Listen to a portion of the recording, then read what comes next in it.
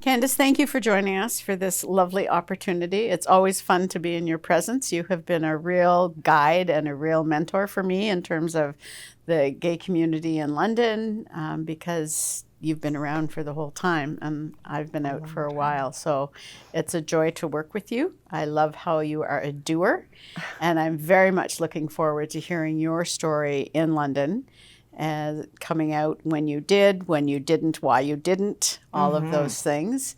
But let's start with young Candice. What was life like for young Candice? Young Candice was a Catholic girl, youngest of two children. My sister is 7 years older. Um, I was I think, I felt I was very religious as a child, and I was enamored with the nuns. I just thought it was the coolest thing that they could live all together in a house. Um, And so I think it was grade two, I decided I wanted to be a nun. And I went to church every day before school at 7 a.m. with my friend Karen, and we sat behind the nuns. And we did, we followed them and, we did everything. And I was so excited. And we got jobs working for the nuns, cleaning the church on Saturday, getting it ready for weddings that day and polishing everything. And we kind of got into a bit of trouble with that because we thought we should go in and to the priest's vestibule and wear all the beautiful cloaks or whatever. And we were in there playing, but that was me. I was a bit of a very active kid, and the nuns were very strict, and so that wasn't really good. Didn't like that so much.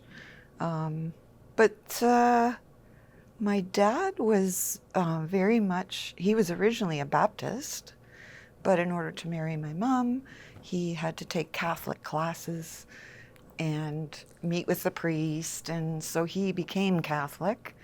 And that was kind of how that went. And yeah, that was my uneventful childhood.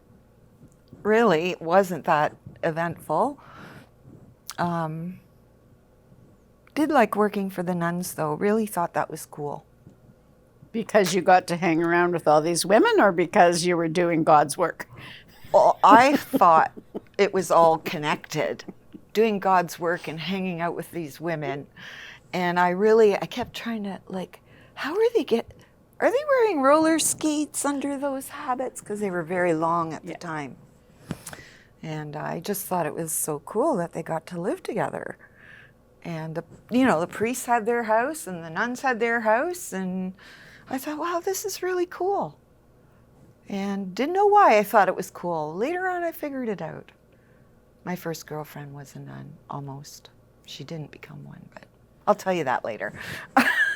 And so, as a teenager, did you stay connected to the church and working with the nuns?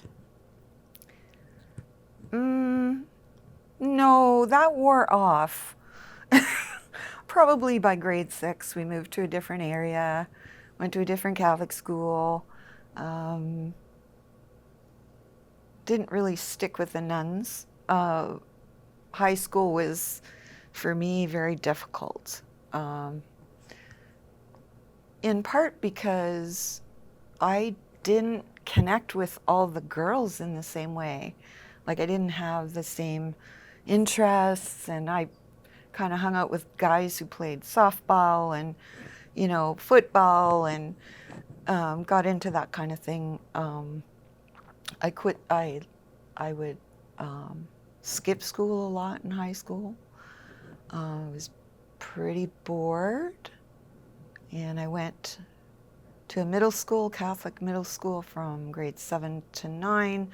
Then I thought, well, I'll try an all-girls school because they had that in Kitchener. I grew up in Waterloo, Kitchener, and I went to the all-girls school for a year, and I didn't like the rules, so then I went to another like a public school, and I did that for grade 11 and 12. And some guy tried, a group of guys on a Thanksgiving weekend in grade 7 or 8, they saw me and my friends walking through the park, and they decided that they were going to run after us, and we didn't know why.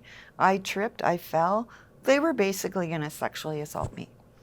And so I was freaking out because I thought, well, there's 3 of them, 1 of me. My friends had ran off until I heard a family walking through the park, and they heard the family, and they said, oh my God, we got to get out of here. And so nothing really ended up happening, but it was very traumatic. And so what happened was a bunch of guys, like these guys were telling everybody I was a good time. And then for the next 2 years, I was constantly harassed, like by guys, by boys, who would literally show up at my house, somehow knowing my parents weren't home. One guy crawled into the basement. He started playing the piano, and I thought, I didn't know what was going on. Or they would call all the time and say rude things to me. They would show up where I was babysitting, and ask me really rude questions. And so I think that's why I skipped school a lot. I just didn't, I had this target on my back that I was an easy person. And nothing could have been further from the truth. But I think that really impacted me, and consequently I did a lot of therapy later for that and other things, but that was traumatic.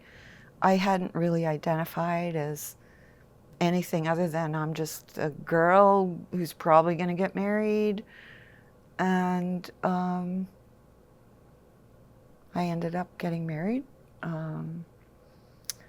But high school was not a great thing for me. I quit one Friday, and on Monday I went to Kitchener and I got a job in a factory pressing shirt collars for Arrow shirts. And the only time I get excited was when the black and red checkered shirts came down the line, and we got to do those. And at shirt number 999, I thought, oh my God, I'm going to go crazy here. And I quit and I went back to school again. And that was sort of, managed to get through high school. But yeah, it was kind of a weird time. Yeah. And then what happened once you finished high school? Oh, let's see. High school, I wasn't sure what I wanted to do. I got a job working in a place for developmentally delayed kids and adults. And they trained me there, but I was basically like, I guess you would call it a developmental services worker person. Did that for a while. Got different jobs for a while, and then I decided to work I worked for my mother in a clothing store. She was the manager. And then I got a job working in a leather store. They sold leather coats and all kinds of cool things. And that was beside a store that sold audio equipment, and that's where I met my husband, which, I met him. He was working next to me. And we just thought, he was so into music, and so was I. And we just kind of connected musically and intellectually. Like, he was really he probably still is, an interesting man. And we had a very long engagement, 2 years, and then I got married. I think I was 22. And I eventually decided I needed to take something in college. So I took what is now known as developmental services worker, and I did that in Humber for a year. And then my husband, well, we were not married yet, but he moved to London to run that store that was in Waterloo. Also had a place in London, and he was the manager there. And we moved, yeah, that's when I came to London. So that would have been in 79. Okay. Yeah. So, yeah. And then you worked in your field once you got here? I did. I finished the second year at Fanshawe of that program, and I got a job at CPRI, where I met my first openly gay person, too. And they were both from Sault Ste. Marie, and it was a guy and a gal, and they were friends. And they kept, they were teasing me all the time about, oh, you'd make a great lesbian. And I'm like, I don't know what that is. Like, well, I did, but I'm sorry, I keep moving. And I did that for a couple years. Did not like leaving every night, locking the ward, and leaving these kids there. Like, I really had a difficult time with how things were run because we weren't really getting enough time to be with the kids. There were only 3 of us with 20 kids.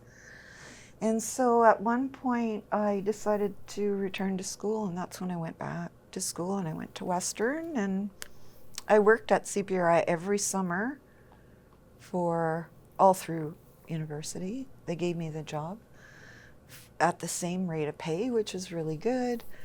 And I did that for the whole time through university. And it was in university when I really became aware of different sexualities. And that was because of the women's studies course that I took. And I met all these very interesting women and guys. And it was in between the first and second year of my master's program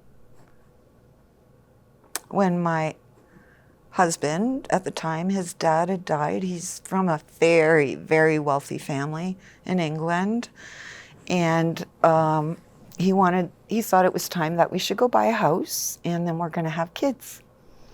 And so we were looking around at houses, and I had already met some gay people by going out to the Halo Club, which was around at that time, standing for Homosexual Association of London, Ontario. And I would go there and hang out with all my gay guy friends, and I just loved it because nobody bugged me on the dance floor until somebody said, hey, you should go on a Thursday night because that's a women's night. I thought, oh. So I did. And I don't know, I guess becoming more aware of who I was when Ben and I were around looking for houses, and he saw one he liked, and I was feeling flat. I call that my beige period. Everything was beige, everything. My house, my car, my clothes, the furniture. And we'd seen a house he liked, and the real estate agent was sitting in the living room with us. We had the papers. We're both going to sign. And I could not, my hand wouldn't stop shaking. Like, I was like, what? I said, I'm sorry, I can't do this. And she goes, oh, it's okay, honey. Everybody gets nervous. First time buying a house. And I said, no, I think he and I need to talk. So that was a Friday night. And I said, Ben, I can't buy this house with you. And he said, why not? I thought you liked it. And I said, well, it's a nice house, but I honestly think I'm gay. And he said, oh. And then we said nothing. And I said, I'm sorry. I'm really sorry. And he said, well, I'm going to go out. And so he went out for a really long drive on Monday. He had created 2 lists, one for me and one for him. I got all the used stuff. He got all the new stuff. I got the old car, the old beige car, and he got the new car. And he'd already been to a lawyer on Monday, had it all drawn up. Because honestly, the man, he's a brilliant man. But if I look back now, I realize he was on the spectrum. And I think it would have been a label of Asperger's if he were to get a label. Super smart. he would put everything in alphabetical order, every CD. We had CDs that would go around this room, all of his, mind you, shelves and shelves of CDs. So that happened on the Monday. I went and saw a lawyer on the Tuesday. I didn't care. I didn't want money. I didn't want, part of his inheritance or anything. I just wanted out. And I moved in with a group of students. And I actually knew David Riche. Okay. He was in my sphere at the time at Western, and he was living on a house in Oxford Street. I moved in with him and a couple of other people, and then 1 year later, I got the papers, whatever, they come to your house and you have to sign divorce papers, which he interestingly did on the same day that we got married, because he wanted to, and so marriage was pretty bland. We had a good intellectual relationship, but I was really out of touch with who I was. And it was after I had moved into that house with the other students. There was a party. There was a party at our house. I don't know who held the party. It wasn't me. But there was a woman who showed up, and we got really talking, and it was so interesting. She was doing her PhD in psych, and we got talking about all kinds of stuff. And she wanted to make a point. She put her hand on top of mine, and I just went, oh my God. And well, what can I say? We had a summer romance. And then she went off to teach at Sackville University in New Brunswick, I think. But it was her. She was my very first girlfriend, real girlfriend. And she had told me that she had gone to become a nun, had gone all the way to being a novice, got her hair all cut off, and then at the very last minute decided not to. She lent me a book, which is a fascinating book if anybody ever wants to read historical books about lesbian nuns. There is a book called Lesbian Nuns where they talk about the special friends and how mother superiors would say, you cannot have a special friend. And they would split them up, or they would send one somewhere else. Yeah. And I heard about that, so that was rather interesting. And so that was my first girlfriend. I was coming out quite late, and eventually got a job. After I finished university, I got a job as a clinical counselor at Fanshawe, and it was a contract, and I stayed for a year. Then you have a chance to sign to be permanently hired, and I signed it, and people already knew me enough, like they were familiar with me, and I think they were okay with me. And so I waited about a week until after I'd signed the paper, and then at a staff meeting, I thought I should probably just come out, and I came out at a staff meeting. I just thought I'd tell everybody because, you got to know me now. I've been here a year, and I hope you're all comfortable with me, but I do need to let you know that I'm gay. I'm queer. I use gay and queer. I think those are my words at the time. And people seemed fine. Now, what year was that, Candice? That would have been in 1987. So still relatively new at that point in the professional world. Yeah, very new. Halo was still open. I was still frequenting that sometimes on the weekends when they'd have mixed things. And gradually, students started finding me. Queer students, men, women, and they would come and see me. And I thought, well, what do you do here at the college for fun? Well, I don't know, we do different things, but it would be really cool if we had some kind of gay queer club. And so I decided to just be the vehicle, not not not to be part of it, because that's not really appropriate, but I thought I would be the vehicle, and I would collect names. And then we had a meeting. There was probably 7 or 8 or 9. And I said, how do you want to create this club? Because a lot of clubs put their signs up all over the college. That was before the internet. All the signs would go up and the room numbers, and they said that they weren't sure about signing up to be a club member because they would have to put their names down. Mm-hmm. So I said, well, how about I call the student union and we figure out just to use your student numbers.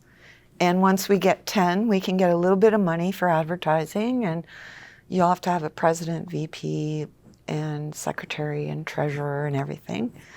And so that's what we did. And I got them the room, we got them the space, but people were writing crappy stuff all over the posters, or ripping them down, or writing words like faggot, or just rude language. And so we had to do it. We had a phone tree, and that's how we would figure out where to meet.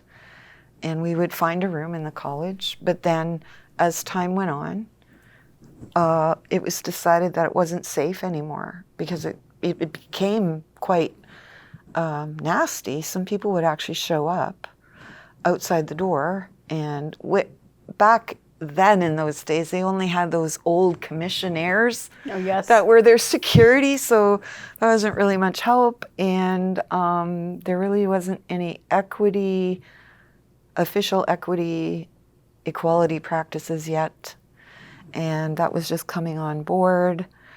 And so that's when I met the most amazing, two-spirited young man from a reserve up northern Ontario near the Manitoba border.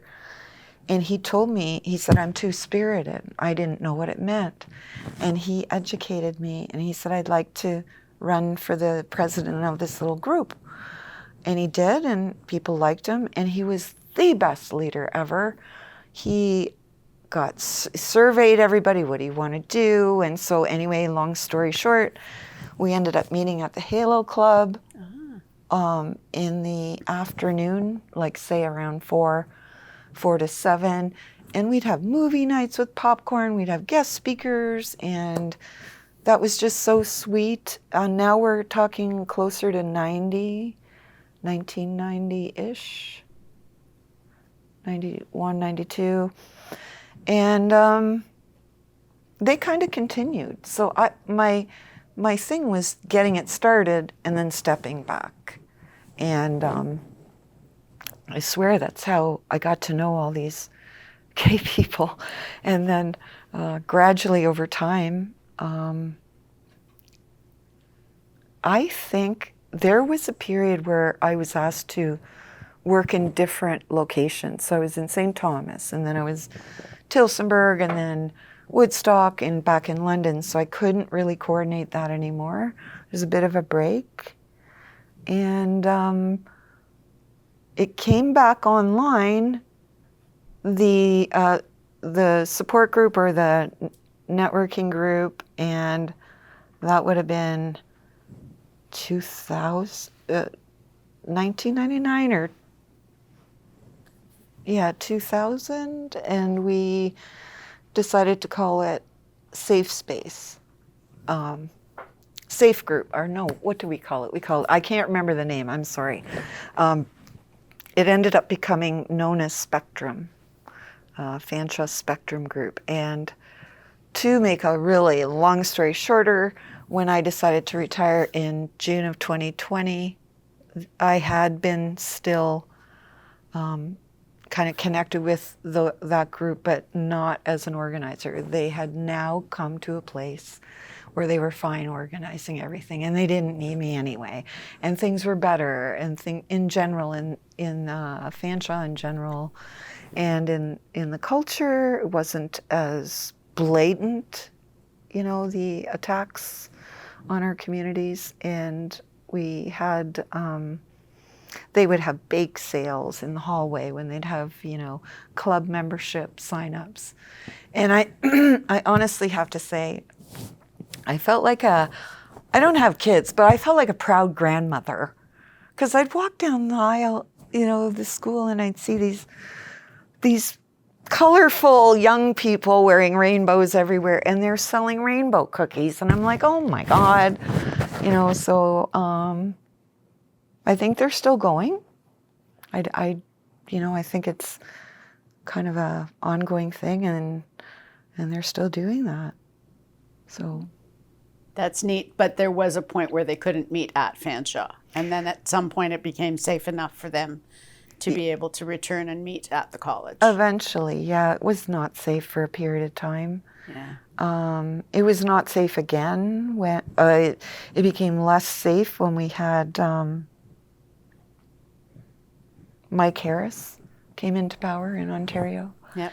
And wanted to destroy and eliminate all the equity work.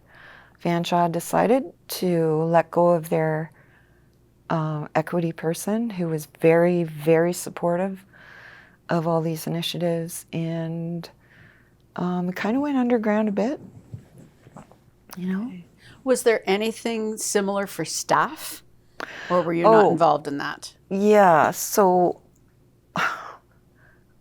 again, I think we had a new individual come to college. Her name is Bertha.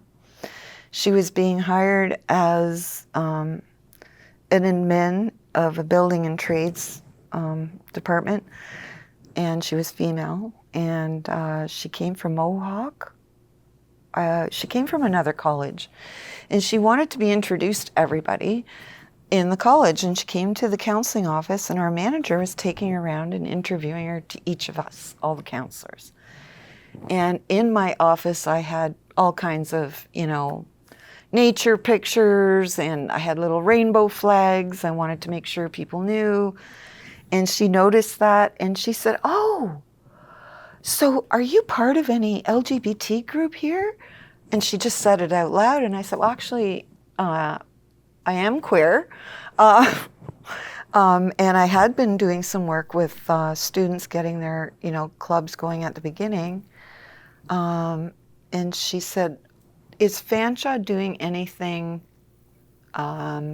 officially to teach people about the LGBT community and what kinds of things would be helpful for us to know when working with people who are from these communities?" And I said, "No, actually, we're not doing anything." And Lois, my manager at the time, God bless her, she goes, "Candice, you could probably do something." And I'm like, "Yeah, ask the only friggin' lesbian in the room, like ask the one gay person," or, that seems to happen a lot. And after Bertha left, she came back in and she said, "Would you be interested in doing something?" And I said, "Okay, you got to give me some days off. I can't work here. I will not be able to focus. I need to go home and I need to research and I need to put something together."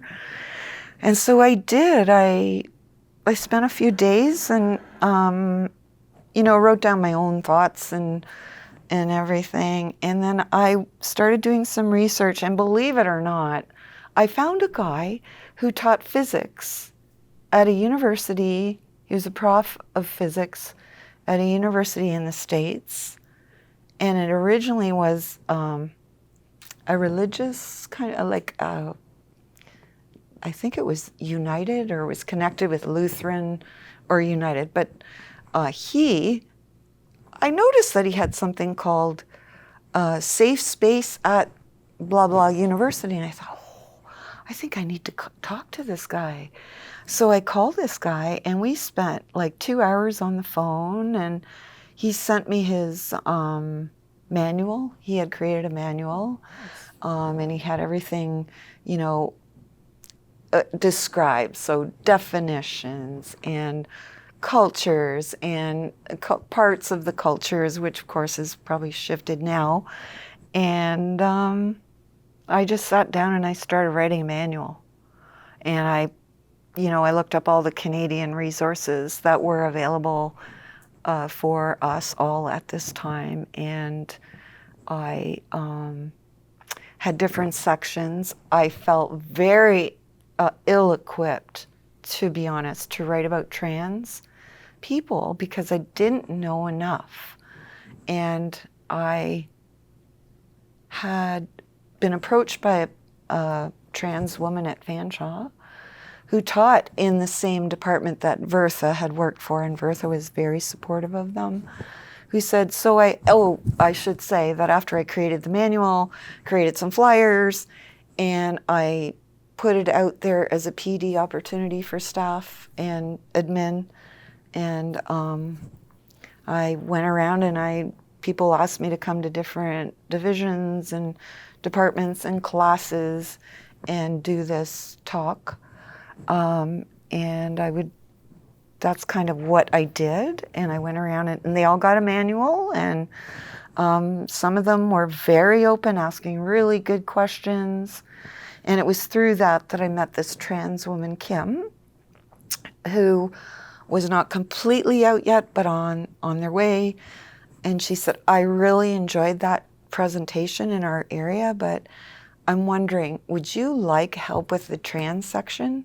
Because I have done so much research and preparation for myself.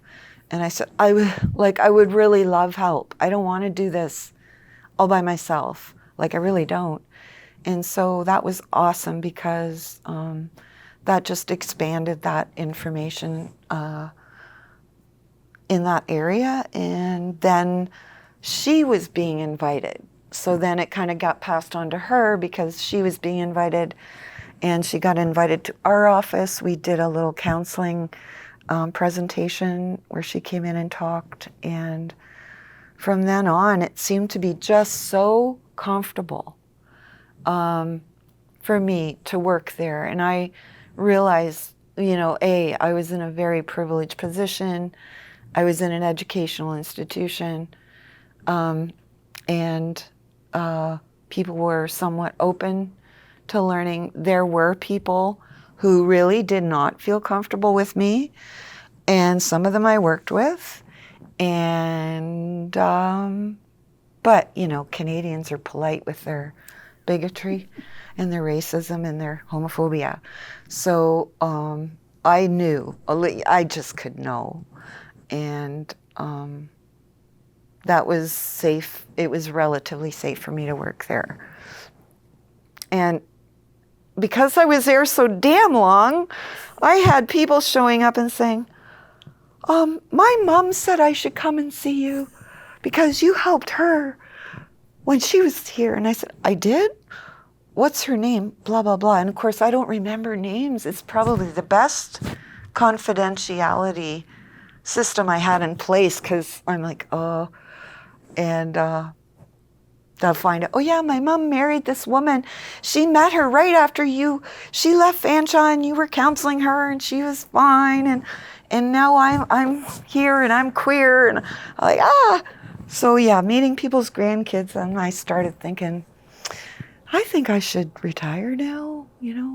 COVID came along and I left. And So how many years in total then were you there? 33. Wow. Years, and I went everywhere in that place. I think I wouldn't have stayed if I had to do the same thing over and over. But I got to work with the tradespeople and the trades guys and the adult students and the people with learning disabilities and all kinds of challenges. The futures generation, if you remember, 16 to 25, unemployed, call futures. And I was a counselor for that group. And so that was totally different. So is it fair to say that Fanshawe is a safe place because of Candice? Well, I hope it's still a safe place, and I hope I helped to make it safer. And when I left, there were 5 of us, 5 queer people in our office. So Just in the counseling office just alone? in our office. Wow. Yeah. That's amazing. Yeah. Because that just opens a spectrum that wouldn't have been available when you started, for sure, and even halfway through your career, likely. Yeah. Awesome. Awesome. And I'm not really, like, I think I know so many people just because partly of that work, partly working in education, and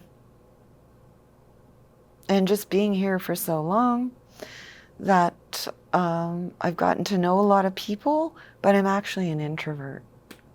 So I'm quite social, but I am an actual introvert. So I can't believe to this day that I was going around in like with all these admin people and, you know, professors doing this, like being that out. I just can't believe I did. But I did it because somebody had to do it. And I didn't want somebody who didn't really know much to be doing that and get some kind of canned version that you can, you know, get. And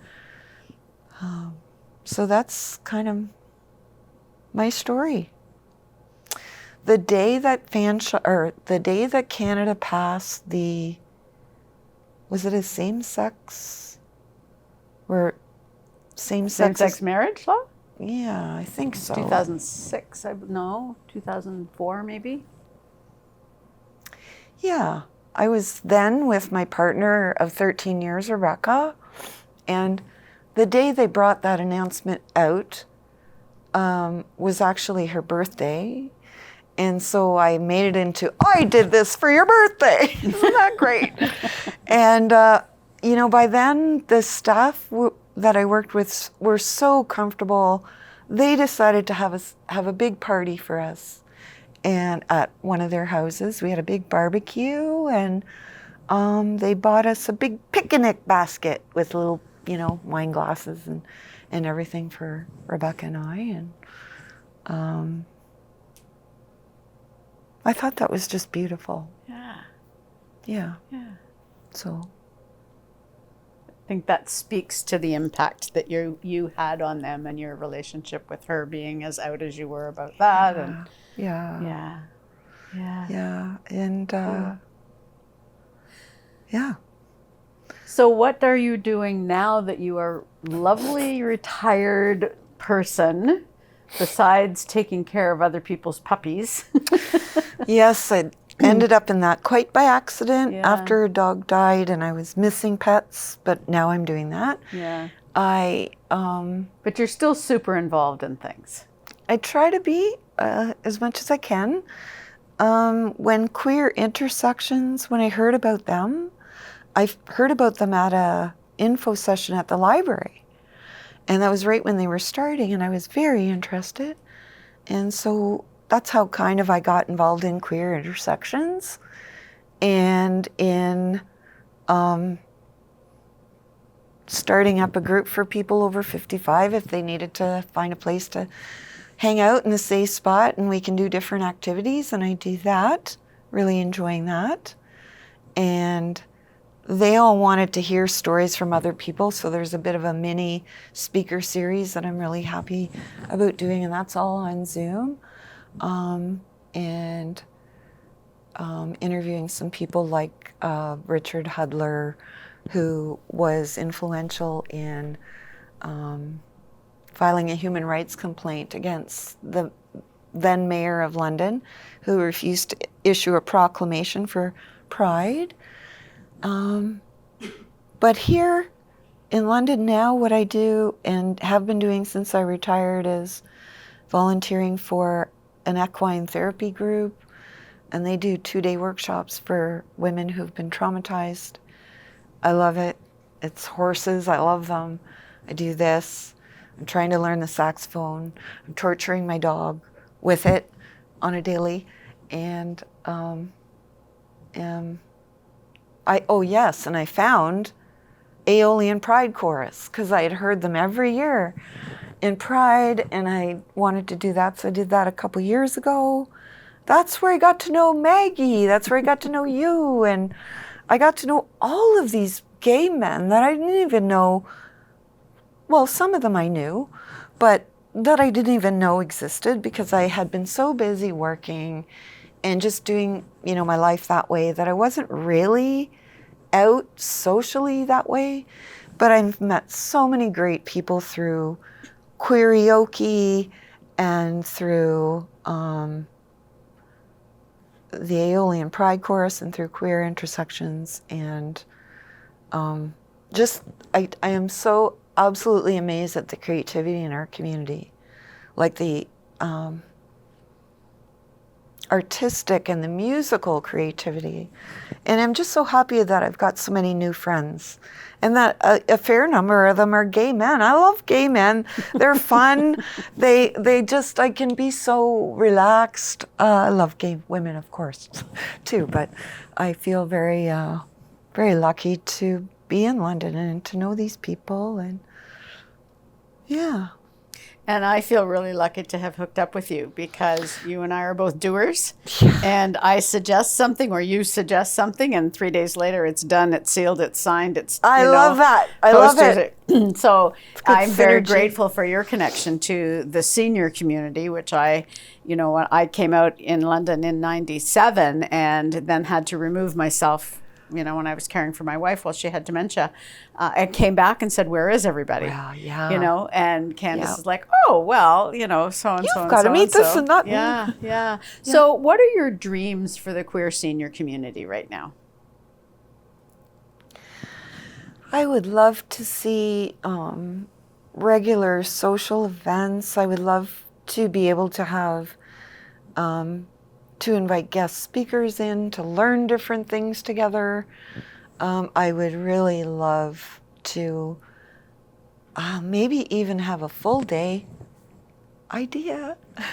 full day event where we can have panels of, some older queer LGBT people sharing their stories, and have youth ask them questions, and have a panel of youth, and have us older folks ask questions, because to be honest, I've really had to work to keep up with the different gender identities.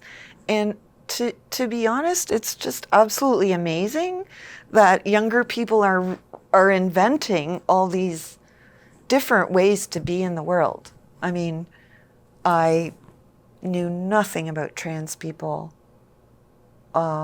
when I was first coming out as queer, as a lesbian. Every year I would go to Michigan to this women's music festival, and I started to become aware there was a lot of friction between people identifying as trans women and queer women, and I thought, okay, well, there's an area we should really, we really need to figure that out. And as I was figuring it out, I found lots of queer women, lesbian women, who didn't think trans women were real women. And I can't handle that, because they are. Like, who in the hell would go through all that money, time, surgery, if, they're living in the wrong body? And I really lost interest in that whole genre group of bigoted queer women. I'm sure there's, transphobia everywhere, but it's sad when I see it within our community. I don't like that. I'd love to see all kinds of different events for us, and yeah, I'd love it. And I'm with you on that. And I'm sure we'll do something. We will. We'll figure it out. What's your sage advice? You worked with, I'm going to say kids, because you were in a college, older teenagers, young adults. What's your sage advice for that generation now? The world has shifted. We learn things differently. We can be attacked differently. the tolerance that we thought we had, we maybe don't. What's your sage advice for that generation now? I would say find your support people. They're there. They're maybe not very vocal, but you need to find your support people. And if you can't quite figure out who it is, call an elder. Like, we've gone through a lot of shit, and I didn't share most, but I think that younger people right now, I think you have so much more to deal with. Like, you're inundated constantly, through social media. You have found really creative ways to meet through different networks. Find your people that support you. Get connected with some groups. Get connected with P-Flag London. Oh, we have such an amazingly vibrant P-Flag group in London. Trans London is great. We have two spirited groups running through out of Namarind. And we've got lots of different groups happening that have to do with gaming for the youth groups. And I think it would be just cool to have a sit down with a bunch of old folks in our community, and we can learn from you, because honest to God, I'm sure I've made many mistakes misgendering people, and I don't mean to. And if I do, please call me out on it. Recognize that you do have support out here. Reach out to us.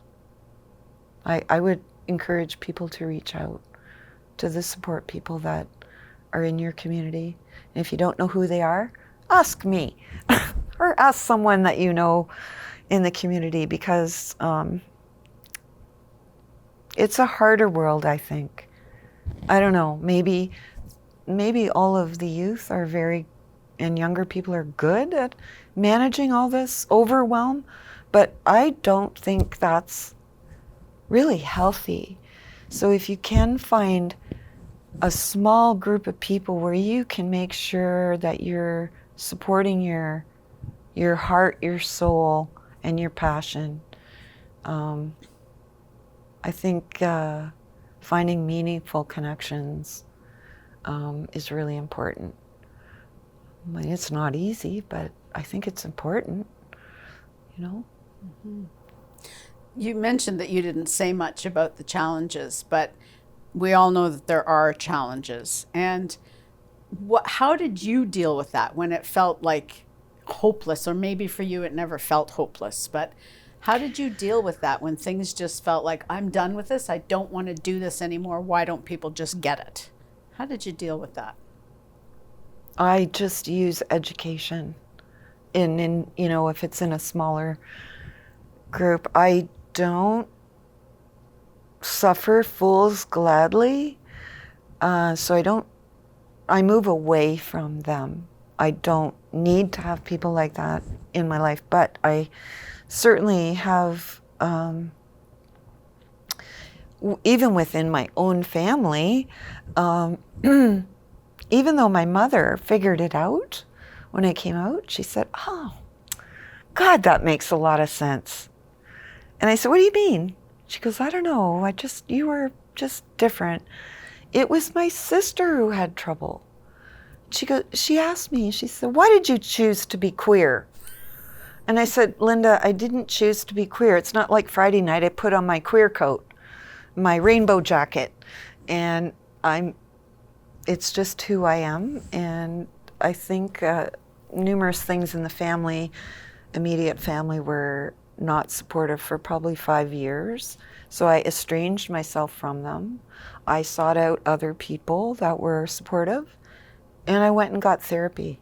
I went for counseling. And if I didn't go for counseling, I could be a real piece of work right now. But I found a very queer counselor. There's lots of queer counselors in this town. And And I think that's how I got through it. Drumming, I got together, I drum, circle. I guess I just got really physically active, and I decided to take up martial arts to get rid of things, and I did martial arts for 13 years and got a 2nd-degree black belt in Aikido, and that's how I handled the pent up, like the frustration, because you deal with little mini cuts. They're not like blatant discrimination.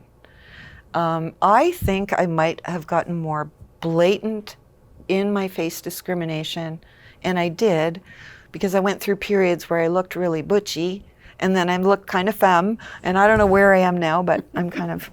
Anyway, I do recognize that a lot of my non-traditional femme-looking women, non-traditional masculine-looking men, they tend to get more and more, obvious reactions.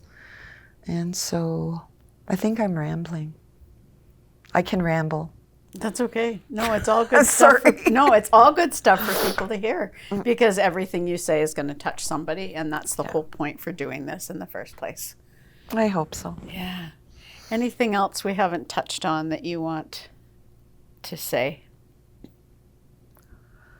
No, I think I'll probably think of some things at 3 a.m, but no, I can't think of anything right now. So. Okay. Well, let's hope that our dream of the youth and the old folks hanging out together, just having a good chat, will come to fruition. That is my dream too. I think it would be so fun. Yeah. And fun to do with you. And thank you for letting us record this, You're because welcome. these will be housed at the Pride Library at Western. It's exciting. Which means that they're available internationally and nationally if anybody wants to pursue that. But also just for the community of London to say this is how it's been for all of us, and we are on the same journey. We have lots in common. How can we do this together? Well, I guess the one last thing only about coming out and everything that I wanted to say in terms of family, because, by the way, my parents are gone, my sister is still here. She is absolutely fine about me, but it takes, just as it can take us a while to come out, it can take our family a time to come out, and they have to wrap their brain around, oh my God, I thought you were gonna give me grandchildren, or I thought you were going to do this, and just try to be patient with the older folks in your life if they don't understand, because hopefully it's just them taking their time figuring it all out. Yeah. That's good advice for all of us.